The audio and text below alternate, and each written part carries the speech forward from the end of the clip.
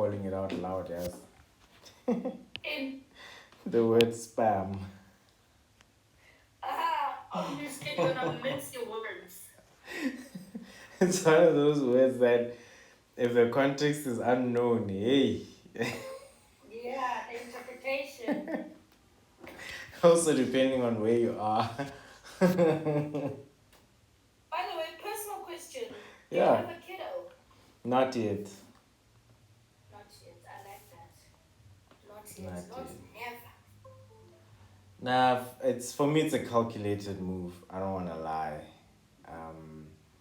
and just to open up a bit about some of my decision making process regarding starting a family. It was more about like as a guy, there's always a certain level of expectation that's placed on your presence. I wasn't in the best position to promise that, so I just didn't participate in that. Oh, makes sense, God. It's better like that because it emasculates you. Yeah, finally, someone said it in a way that I kind of been hesitant to say it. You also don't want to pass down generational traumas, you know what I'm saying? Like, some of us, our parents had us when they were so cold, but there was so much pressure they were under to just hitch up and have kids and stuff. And that's understandable, but I don't think I've allowed myself to be governed by those expectations because I was like, no, but I'm gonna make those decisions and I'm gonna be responsible for each one of them. And no one who's pressuring me is Yeah. gonna take responsibility with me, so no. You also don't want dysfunctional families, eh? Yeah, a lot of guys whom I've known, like one guy who used to employ me, I saw his recent Facebook post and he was talking about how he's had to compromise his values on family structure, you know, because of acting on expectations of others onto, you know, their thought, their decision making for It's that better specific. like that. Hmm. So now, I'm almost 40. It's either a person likes me or doesn't, but I don't have to explain to anyone really why I don't have kids at this age. I'm just glad you understand. Or some people take their time because maybe they're calculating. Or hey, perhaps the timing's not right. It's very true. And le gender le eyithi ave ikwazi ukukhuluma wena filter your words. Yeah, that's the other thing. Like, I've also noticed, like, if you really want to not be bothered by that component that ladies tend to have, you really have to have developed yourself in so many ways as a human, as a guy. You know, like, True. you don't just jump into it without being fully appreciative of how the world really, really, really works. You know, in our like most of the guys I knew in varsity are not married to the girl they were dating back then, Oh, had babies with back then. or That had babies sucks. with back then. Okay, luckily my core group, the guys we were just it was just we thought many of us thought the girls we were with at the time would be the girls we married. Ah, that didn't happen. Ke Um, makgowa fela. Lo itlogeleng. hmm. Ke makgowa. Get my fela that thing. For now. Maybe black kids but no they'll show us different. I really don't know. But it's it's just how things turned out kind of opened my eyes to a lot of things like maybe I should hold on this, maybe I should defer it to later, you know, those sort of things. Yeah, and I also wanted to find out a lot about the things that are a part of my existence that are not Yeah. just physical. So if I can understand how to navigate those, then I'll be better positioned to help my kids navigate theirs since they'll be born of me. So I didn't want to have those kind. It was, for me, it was on my physical form. I had to consider some things. On my mental well-being, I had to consider some things, and also my spirituality. So I felt if I'm not balanced in all three aspects, Well, for a long time I didn't know how to explain. It's just only recently that I could see it that way. But I just felt innately that no, the three of those are not really quite balanced as far as I go. So I don't want to bring a kid into the world whereas I don't know how those are standing for me. No, no. Your reasons are absolutely valid. Thanks. Anyway, shall we hop right into it? We're doing maths today, ne? Yeah, we're doing that hard one. Let's go, let's go. Let's become Math. politically correct. And in math, you and I were doing functions, yes? Let's pull out the book. Excuse me. Yeah, we were doing functions. We are not yet at log, but we had just touched on the basics of functions, straight line and parabolic. Yes? Yes. Okay, cool. I just want to check something. Did you and I do anything? Our last class was on the 14th, yes? Lecto. Yeah, our last class was on the 14th. The 14th was 4 days ago, so that was Thursday. Yeah, our last class was Thursday. So we did the exam questions that had a parabolic function in it, yes? Yes, exam revision on functions with a parabolic Or the function. parabolic function, awesome. It's good that we had done that. Let's just quickly go over some of the theory from here so that we can better understand the theory of parabolic shapes. So I'd like you to turn to page, we're gonna do worked example 1 and 2. So turn to page 48 of learning guide. Okay. Math theory, page 48, worked example number 1. It's a straight line, so we should be able to run through it quite quickly. I'll just page it quickly. Yeah. In the search thing, just type in 59, it should take you there. 59. Yeah. Alright. Alright. X plus Q. So, right at the top of the green box where the worked example for linear function is, we get that for linear functions, the equation in general form is Jamboard sharing. It is, ne? Alright, so Jamboard sharing, I just want to tile the screen to the left and then have this to the right and then share screens. Share tile. I've tiled my screen, so it's fine. Oh, so I don't need to tile my screen. No, I have Jamboard next door. Okay, cool. Then I can just return these to the original size. I'll just leave it at that for now. So, okay, a straight line, even if we have it in the form of 2y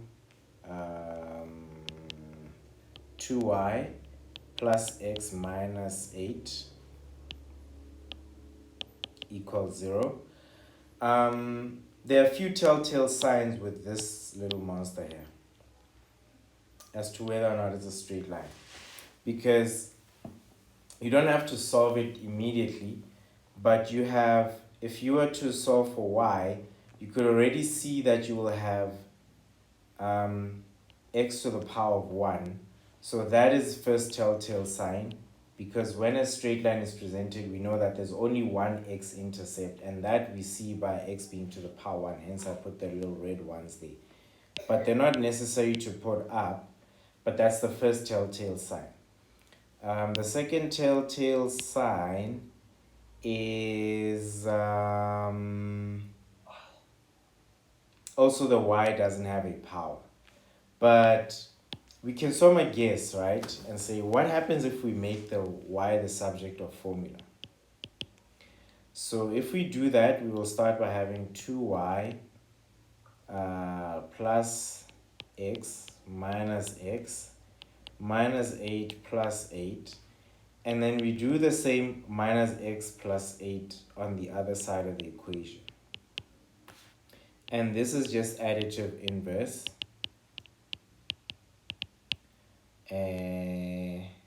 X minus x and negative 8 plus 8, right?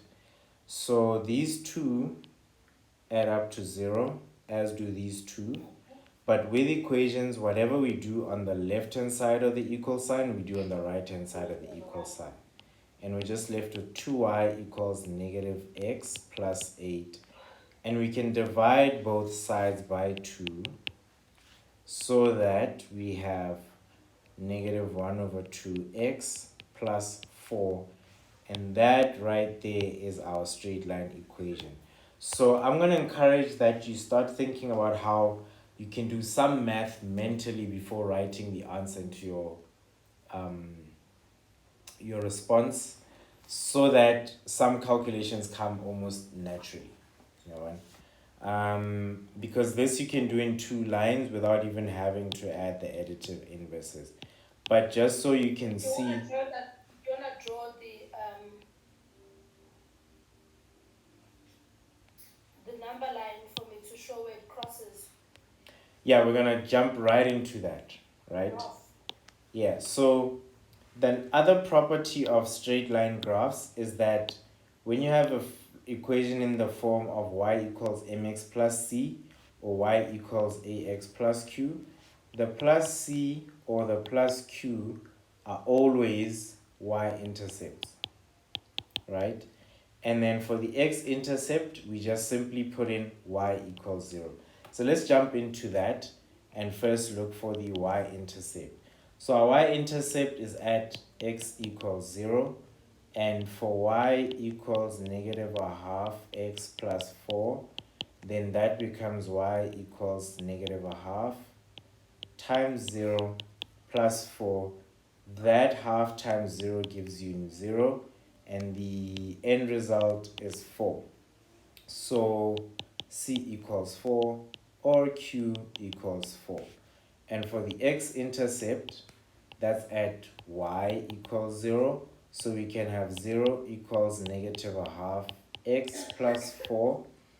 And then if we apply additive inverses, half x plus 4 equals plus x this side, right? Such that I always have to do additive inverses. I always have to do negative inverses. Additive inverses. Yes, remember God gave us hands so that we can manipulate objects, and that's how we humans live, survive, and thrive. So with maths, we're given the ability to do additive inverses, so we can manipulate equations to suit our purpose. Our purpose now is to find what the value of x is when y is 0. Yeah. So to do that, we have to manipulate our equation. And that's why we're using additive inverses here. And in the next step, we simply do a similar step, but this time with multiplicative inverses. So we multiply the half by 2 to get 1x. And we also multiply the 4 on the other side with a 2 to get x. And x is therefore 8. So now we know that it's a straight line and it has a negative gradient. So it's a descending function. It's a decreasing function. So now we're going to do number lines. And on number lines, we're going to preferably do on a coordinate axis system where we'll have 2, we'll have 4, we'll have 6 somewhere there on the y-axis. And we'll have 2, 4, 6, 8, and 10 somewhere on the x-axis. So I just made these a little bit closer. So, but I tried to make them equidistant or equal distance apart. But that's just so we can see how the graph more or less looks. I'm going to use the blue ink to draw the line y equals negative a half x plus 4.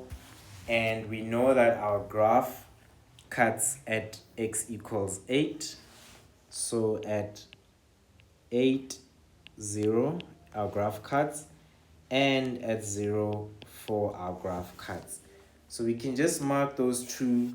And if you have the luxury of using a ruler, I know I don't really have that. So I just have to make do with my freehand drawing, my steady hand, which is kind of not so steady right now. Then there goes my graph for y equals negative half x plus 4. So what we've done... Sorry, Otto. Yeah, sure. Where's the negative half? The negative half. That's a very good question. Yeah. Do you want to know where it is? Yep. Let's picture the part where the graph cuts at 8 on the x-axis and the graph cuts at y at 4 on the y-axis. Let's consider that part, right? Remember, whenever I spoke about slope, I'd always make reference of the slope is the rate at which you go high compared to the rate at which you go long. So if you're on a wheelchair ramp, it makes sense that how high you go is shorter than how long you go, so that the ease of access to the next level is there. But if you're For good smooth gradient. for a nice smooth gradient that's accommodating. But if your wheelchair ramp has a very steep slope, it's going to be a mission for even able-bodied people to walk up that slope because it's too high over too short, right? So let's look at our graph. The part that goes high from 0 is 1, 2, 3, 4 units, right? So the change in y is from 4 to 0. There's delta there. You see, delta y is 4 minus 0. And delta x, the x that corresponds with 4 is 0, and the y that corresponds with 8 is 0. So that's why we have it like this, right? 4 and negative 8. Now the gradient m is change in y over change in x, and that becomes 4 divided by negative 8, and 4 goes into here once and goes into 8 twice, so the answer is negative a half. So right there, we have our gradient as negative a half, we have our y-intercept as 4, and we have our x-intercept at 8, 0.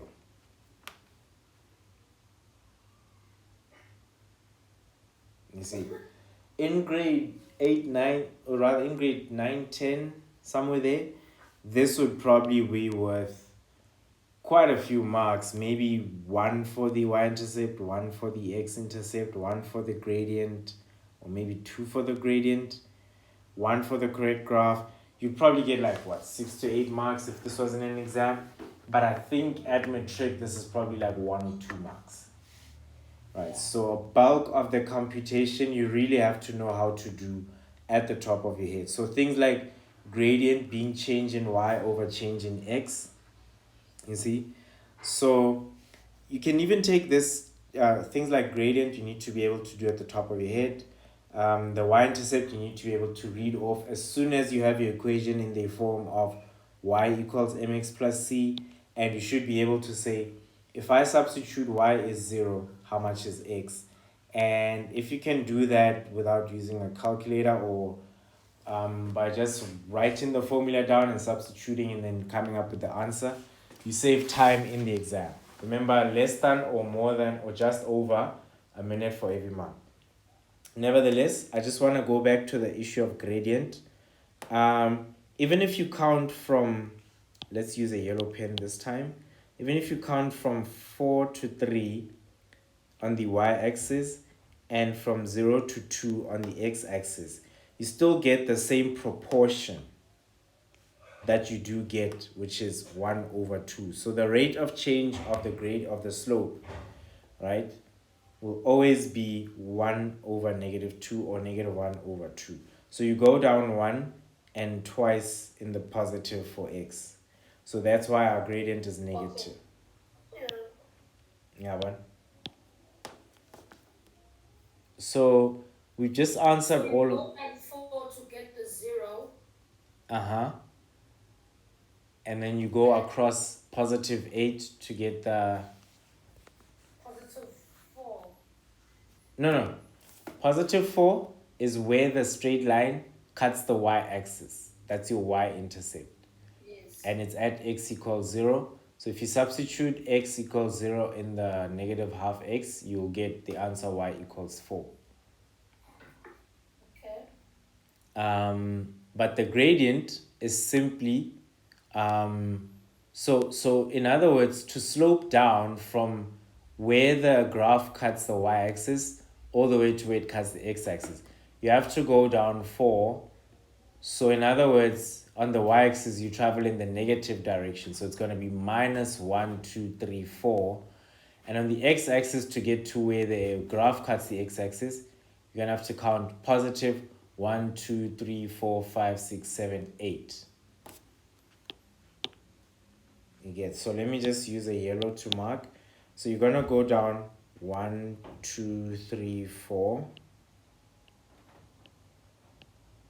So it's negative 4. And then that's in the y direction. So delta y is negative 4. And then delta x would be from 0. So it's 1, 2, 3, 4, 5, 6, 7, and then 8. You see. So because our graph is a decreasing function and we see that with a negative, the slope is in that direction. So every time, it doesn't matter what values of y you get, you'll always get a decreasing value of y. So that's why our function is decreasing. Okay. That's the other thing. So the negative before the gradient is not just the sign of the gradient, it's also the sign that the graph in and of itself, the straight line, traverses down to the negative y direction. Remember, this side here is negative y direction. Yeah, going down. Going down. So because our straight line, the relationship, which is the function between y and x, shows y as going, it doesn't matter what the value of x is, y will always decrease. Yeah. So then the last two things that are important, we've gotten the gradient, we've gotten the intercepts. The last important things that are very crucial, that show that one understands what they're dealing with, are the domain and range. Now with the domain and range, I want us to first illustrate with a sketch. So there's 4 there and there's 8 there. Right, so I just want us to illustrate. So there's y equals negative half x plus 4. And there's y-axis and there's x-axis, right? So in here we'll have negative y and over here we'll have positive negative x. Right. So the domain, remember our theory on real numbers, on natural numbers, whole numbers, rational numbers, irrational numbers, etc. Remember that theory? Yeah. Okay. So we're going to revisit that, right? And every time we answer this part of the question, this is how we respond. The domain for a function, right? So domain for a function refers to a set of x values. And now we're going to define the characteristics of the x values. So domain of a function is a set of x the set of x values. Set of x values. And now we must describe the characteristics the characteristics of the x values based on the number theory, right? And then the range is conversely of a function is conversely a set of y values. Set of y values, right? So when we look at the domain, here we can have, it doesn't matter what the x values are, but over this side to the left of the y-axis, every x value is negative. And to the right of the y-axis, every x value is positive, right? Yes. But can you see on the left of the x-axis, even when you have any value of x, it corresponds to a certain value of y, right? Yeah. And what that tells us is it doesn't matter what x is, as long as x is an element of the real number system, then we have a valid domain. So even if x is some value there, it always corresponds to one y value there. And this can go on in that direction as y decreases, or in that direction where y started decreasing from. And then with y values, we now have to discuss the same thing. But y values are also just real numbers.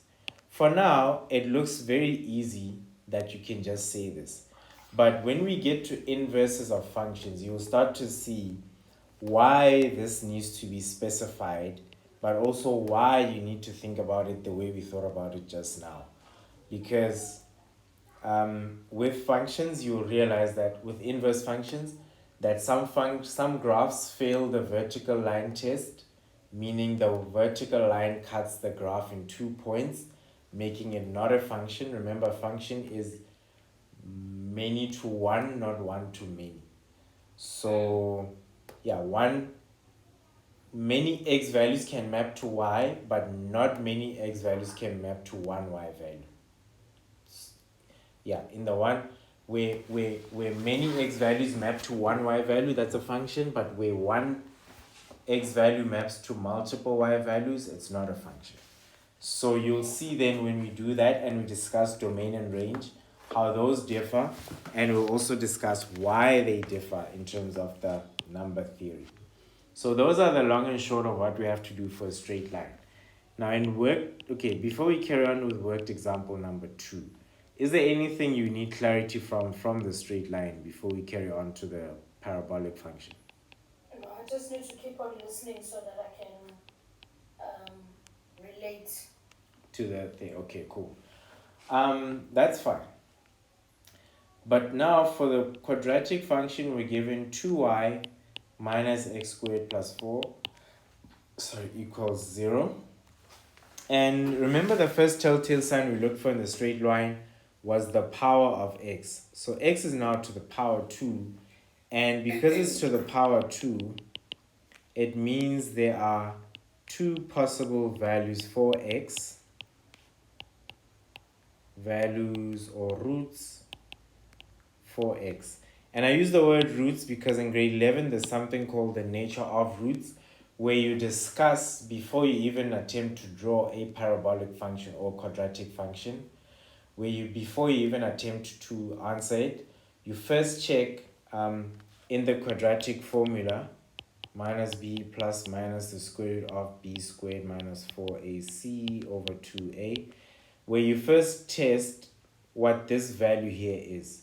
Because if it is 0, you will get real roots. But if it is negative or less than 0, then you don't have real roots. So your graph is something like that. So there's no way where it intersects the x-axis. But if I think it is 0, then that whole square root thing becomes 0. Then you just have negative b over 2a. And you most likely will get the turning point, I suppose, in that case. And if it is positive, then you'll also get real roots. But you'll get something like that or something like that, depending on what sign a is. And then the second thing, since this is in the form of ax squared plus bx plus c, the sign of a. If a is positive, then the curve smiles, and if a is negative, then the curve frowns.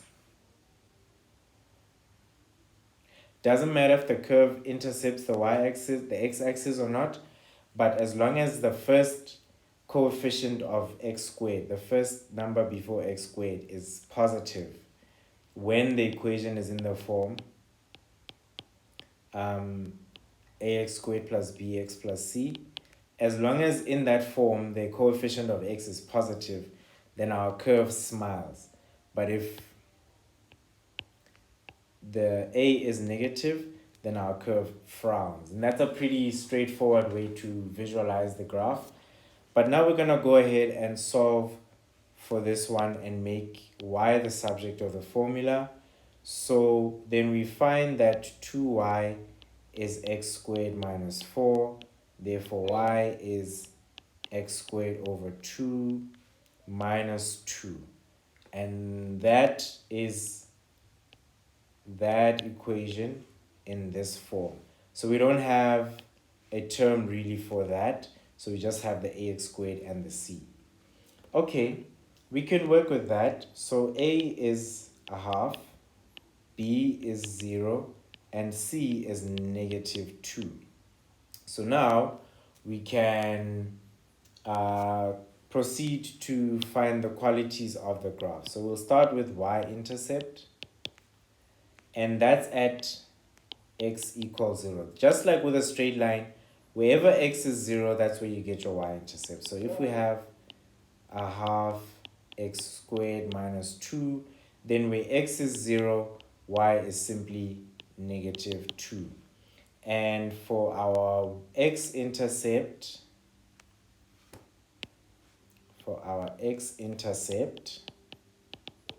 that's at y equals 0. So we put 0 equals a half x squared minus 2. We can do additive inverses, and then we have a half x squared equals 2. We can multiply by 2 on both sides, and then x squared equals 4, and x therefore becomes plus minus the square root of 4, which is plus or minus 2. And now it's important to write the plus or minus, because at this stage you have to think x, number 1, 2 possible values, and 2, those 2 possible values need to be a positive one and a negative answer. So there's a negative and a positive answer. Because it's a square root, we know that if we take negative 2 and we square it, we get 4. Just as if we take positive 2 and we square it, we get 4. Therefore, both answers are correct for this, and x is 2 and negative 2. Another way to do this is that when you have x squared equals, let's say, let me not do that. Right? Another way to do that is to say, let's say we're at 0 equals a half x squared minus 2. We're going to apply what we call factorization. And in factorization, there are some tricks that we learn. For example, if you have this example where if you multiply by 2 throughout, then you get 0 equals x squared minus 4. Then this here is called the difference of two squares, right? So it's called difference of two squares because what I'm going to have in this bracket will be similar to this one, but the difference would be in the signage. See where I put those big gaping zeros there? Yeah. So I put those there intentionally because when we factorize like this, we will start off by saying we multiply first the first ones. So that's f. And those give us x squared. And then we multiply the outer ones. So we get plus 2x. and then we multiply the inner ones minus 2x, and then we multiply the outer ones, and then we get minus 4. Now these ones in the middle are additive inverses of each other, and they give us 0, and then x squared is minus 4 is the correct, so it does take us back to that. So we are correct in factorizing like this. That being said, therefore, x minus 2 equals 0, or x plus 2 equals 0, and what we get is x minus 2 plus 2 equals 0 plus 2, and x equals positive 2, or x plus 2 minus 2 equals 0 minus 2, and then x is negative 2. So those are the ways in which you can get the x coordinates, right? So we know that on our graph, our y-intercept is negative 2, and our two intercepts are negative 2. Our two x-intercepts are x equals negative 2 and y equals negative 2. So I'm just going to draw this one a little bit bigger. So we'll have negative 3, negative 2, negative 1, 0, 1, 2, 3, and that goes that way. That's y, that's x. Are we still in the call? I'm still in. Okay, I think that was the call reminding me that we have just under 15 minutes, I believe. Okay, maybe not it. So we'll have the minus 1, minus 2, minus 3, and then 1, and then 2, and then 3. So we know that our curve cuts the y-axis at negative 2, the x-axis as positive 2, and at negative 2. Sorry. So we can rely on, I guess, steady hand. Let's hope it's steady this time. And our curve does something like that. And that is the relationship between y and x as expressed by a half x squared minus 2. Right. So now we know that a is positive, so it's a smiley curve, so it's an increasing function. And we know the x and y intercepts. Sharp. Now we're going to discuss the significant characteristics. So the significant characteristics for a parabola are 1, y-intercept, 2, x-intercept, 3, axis of symmetry. So in other words, you know what symmetry means, right? Yep. Yeah, so if you have your left hand out and your palm is facing you, and your right hand out and your palm is facing you, and you join the edges of your palms together, then that imaginary line between where your palms touch, right, where your palms touch, that's like an axis of symmetry, because what happens when you close the hands in prayer mode, then the one hand reflects the other. So that's how you can imagine axis of symmetry. And then the other part that relates to axis of symmetry is called a turning point. So turning point is where the curve changes direction. In other words, we're looking at this point here at the bottom where the graph changes from being a decreasing function to being an increasing function for the curve where a is positive, and I guess the converse will be true where a is negative. So if a is negative, it will be from where the graph changes from an increasing function to a decreasing function. So that would be turning point, right? Just by the way, have you ever felt that when you're driving uphill, downhill, up a ridge and down a valley, the curvature is a lot different from when you're driving around an obstacle like a hill or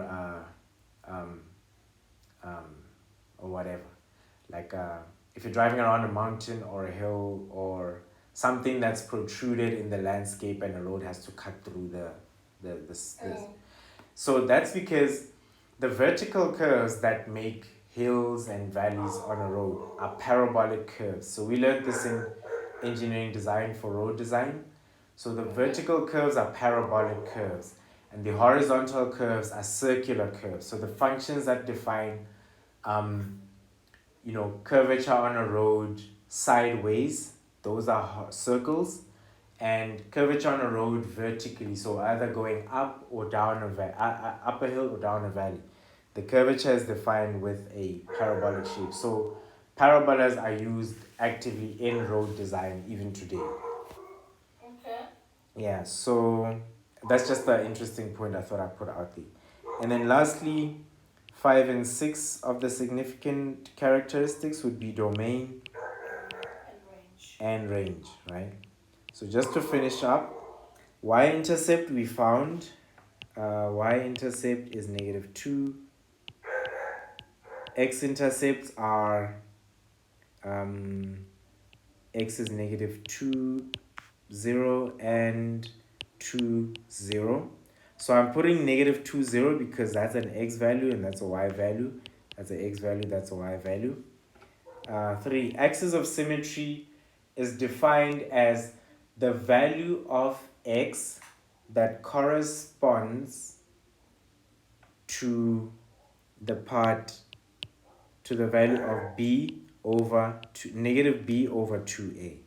So in other words, we don't have b, and even though we have a, which is a half, then this becomes 0.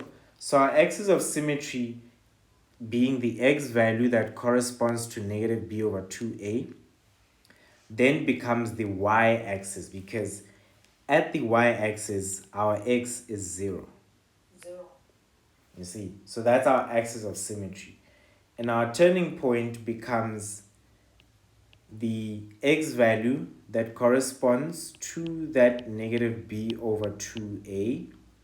So that's the x value, but the y value is what is the value of y, or if we take f of x, at minus b over 2a. And this is simply, since we have the x value for the turning point for the axis of symmetry is 0, then when we substitute x equals 0, then we have y is -2. So then the turning point becomes the point 0, -2. And that corresponds with our graph here. Yeah. Can you see? So that point there is 0, -2, which is our turning point. Lastly, for domain 5, the domain is a set of x values such that x is an element of real numbers. And this is because doesn't matter what x is to the left outside of the curve, so in this direction, it doesn't matter what x is, we'll always get a corresponding y value. So as long as x is a real number, we will get a corresponding y value. If x was an imaginary number, maybe the outcome would be something else, because imaginary numbers are used in the complex number system, and that's a number system that is used for things like signals between satellites and receivers here on Earth and in space.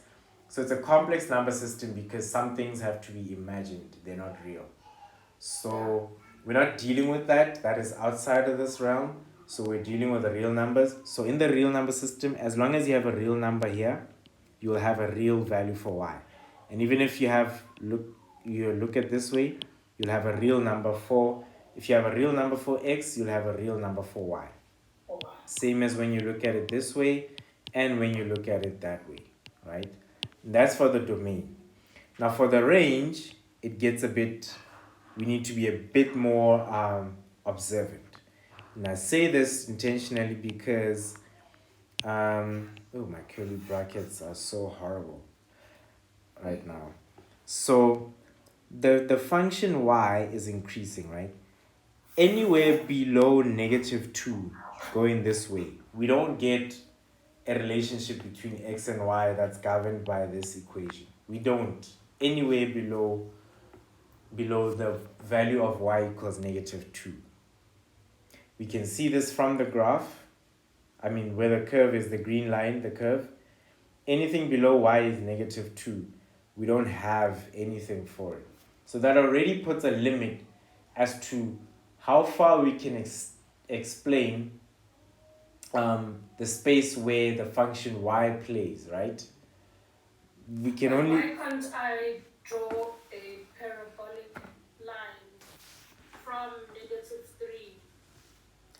You can't, because that will be a different function than the one that we're dealing with. You can, Okay. but it will only describe the characteristics of a different function, not this specific function. When we're talking about y equals a half x squared plus minus 2, we're talking about this green curve and any point on the y-axis below -2. So -3 onwards, those those numbers, they don't fall in the range of y. The space in which y behaves does not involve any of those values beyond -2 for y equals -2. But any number above -2, then we do have a range for y. So going up this way, we do have y existing in that range. So we have a set of values of y such that y must be equal to or greater than -2, and also the same y must be a real number, because for any real number you get of x, you get a real number for y. And that's the long and short of how we answer those types of problems, these types of problems.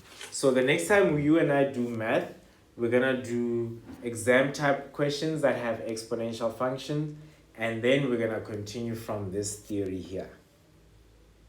So now, before I close for today, I just want to find out from parabolic, quadratic function rather, is there anything that is left out that I didn't explain right that you might need clarity with before we part ways? Yeah. Is it crucial that y is equal to the value on the number line and 0? So if yeah. No, just ask the question. I want to make sure I heard you. Okay, so let's say the change in y, you read it as 4 minus 0. So from wherever the line intercepts y, we move. How do we know move down? We look at the equation. Wait, you're asking about the straight line? I'm asking how to get to y is, changing y is equals to 4 minus 0. For the straight line. Yeah. Okay, so let me just roll back the slides a bit to get to the straight line there. Okay, so you want to understand, I just want to be sure I understood you correctly. So you want to be sure that on the y-axis, if I'm working out the change in y, then I just count on the y-axis certain number of paces that corresponds to the gradient. Is that what you want to find out? Gradient, yeah. Yeah, okay, cool. So let me just explain how the gradient works. And I'll keep using the same example that I often refer to. When you're taking a hike and you're going up the side of the mountain, and it feels like the steps are the amount of steps you have to take are too close to each other compared to how high you have to go up, right? Then that steep feels a little uncomfortable. You might just trip and fall. And all that means is this. And just to illustrate, I've opened a new slide on Jamboard, so just look at that. So all that means is you are walking and there's your thing, you're hiking up, right? Maybe let me make it a little bit bigger. So let's say you're hiking up, right? Let's say for every 2 meters, you go up 4, right? So now you're hiking.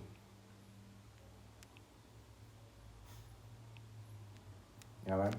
So you can see it's a little uncomfortable because every time, let's say this is a decreasing function, right? So it's a decreasing function. So every time you have to go in that direction because you want to go from down here up the summit. So every time you go in this direction, you go first. Well, it doesn't matter which one is first, but oksala, your movement along the slope has two components. It has the vertical and the horizontal component. So for you to get to the top, you're obviously going to change your elevation, right? So to get a change in elevation, you have to consider your change in your height. So if that is 0, 4, that's y2, x2, y2, or rather x2, y2, and this here is 2, 0. So that's x1, y1, right? So your question was, do I have to count I go down on the number line? I'm going to make another scenario where the graph is an increasing function so that you can see the difference. But let's just start here first. And delta x would be x2 minus x1, minus x1, right? And your gradient will be delta y over delta x. So when we work out delta, or rather y2 minus y1, so it will be 4 minus 0. And when we work out x2 minus x1, it will be 0 minus 2. And this will simply give us 4 divided by negative 2. Therefore, our gradient is negative 2. Right? If we have another scenario where, let's say it's the same,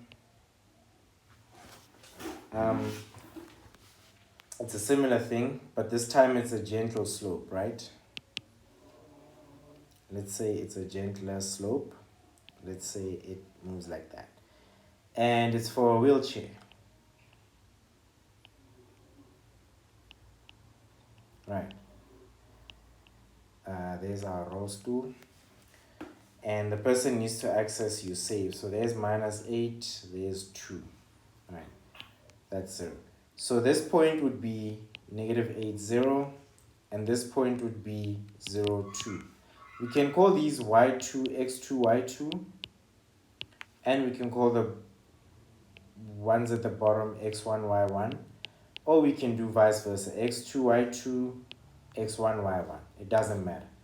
But just as in physics, where if you choose a convention, you stick with it, you just have to do the same thing. So here you'll have your delta y is y2 minus y1, which is 2 minus 0, which is 2. And here you'll have delta x is x2 minus x1, which is 0 minus negative 8. And you'll get positive 8. Then delta y over delta x, which is your gradient, will equal 2 over 8, which is 1 over 4. So in other words, here, every time this is an increasing function, right? This one is a decreasing function. All right, cool. I just made these so that you can relate. But in the real world, you have to choose a convention to say which direction is negative, which one's positive, like you've seen in physics. But let's just say traveling to the left is negative and traveling to the right is positive. Or for math convention's sake, this one is decreasing function, so it would be negative. This one is increasing function, so it would be positive. So negative for decreasing, positive for increasing. All right? When you assess, let me just check so that doesn't kick us out. Okay, cool.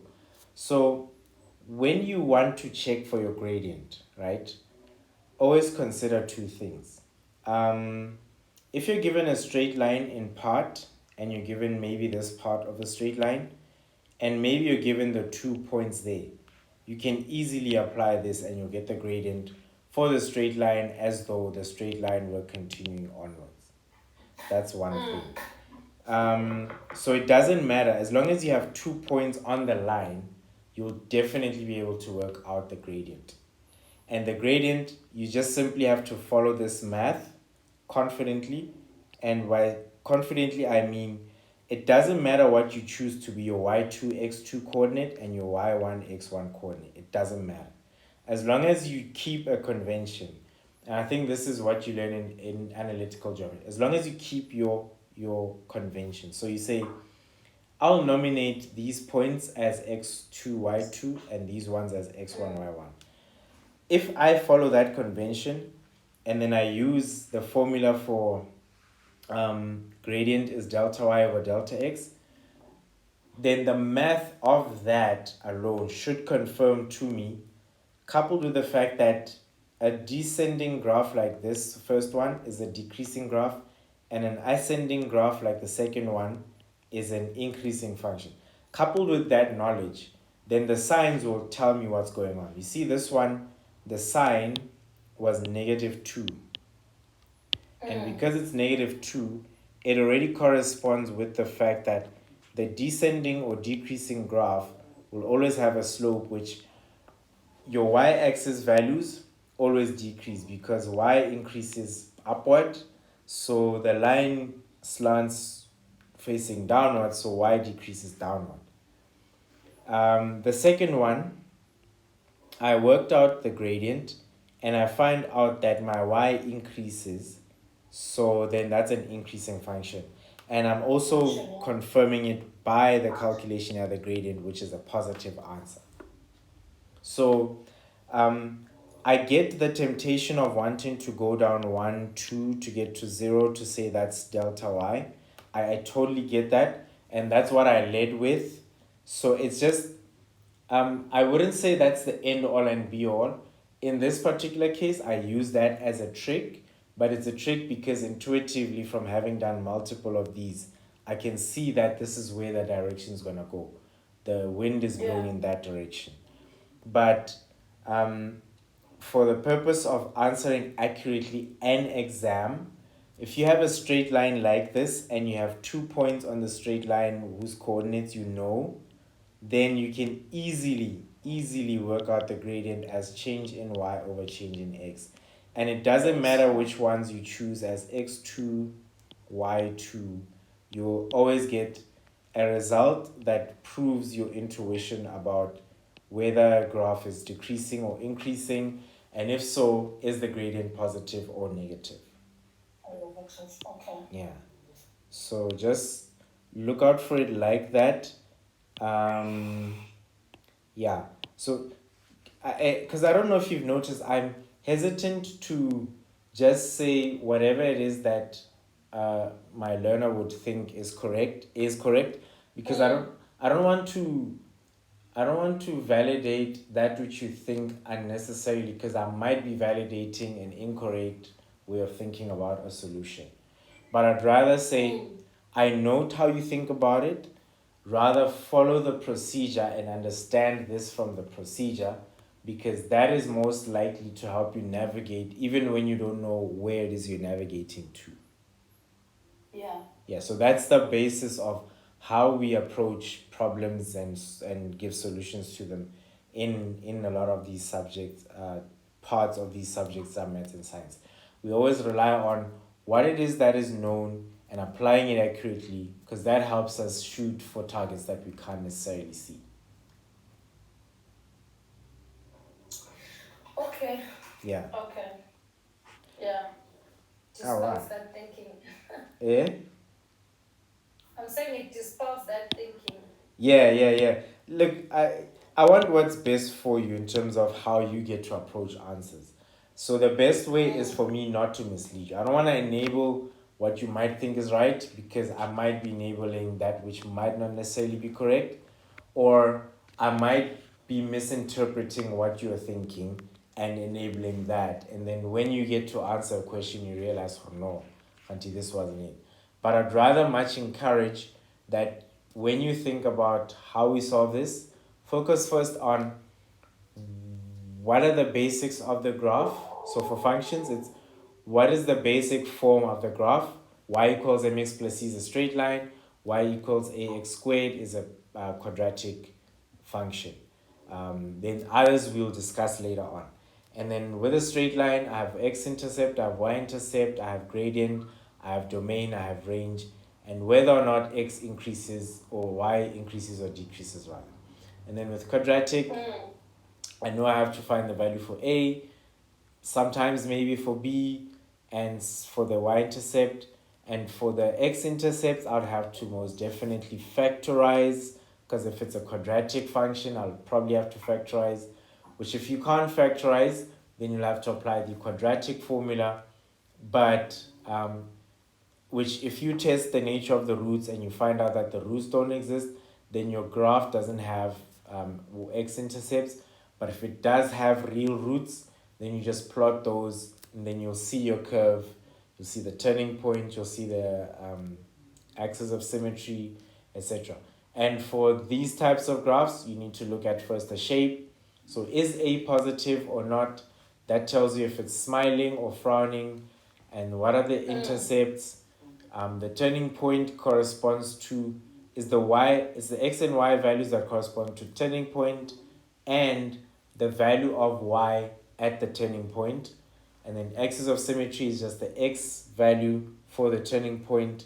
And then lastly, your domain is your x values, and your range is your y values for which y is defined for the function.